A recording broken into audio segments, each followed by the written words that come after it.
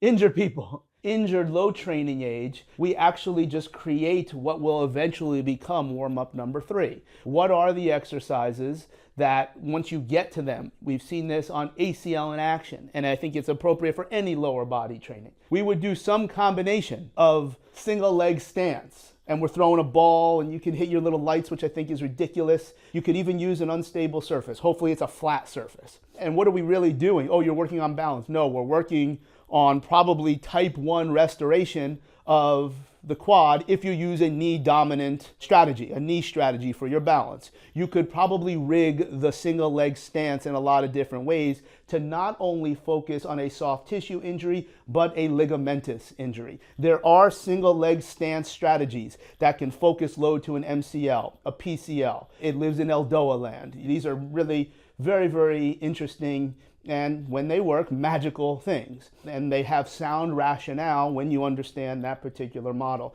So we would do that. Number 2, we would do some type of level change. And we'd be doing upwards of 250 repetitions, where if there is an injury on one side and it is appropriate, we will use some type of reactive neuromuscular training strategy to force load on that side, where the band pulling you in one direction gives you the choice to fall over or load the injured side. We would do high levels of repetitions there as well. We would do some type of local tissue. Hopefully we can get on a machine if it's a quad or if it's a hip or if it's a calf, where we're going to work individually there. That might become their training. And then that becomes something that they do all the time to always stay ahead of those connective tissue challenges. Then you plug that in, and then as time moves away from what is more therapy, manual therapy, other exercises that maybe require something that you need the therapist to be there, then you move on to something else, and you use that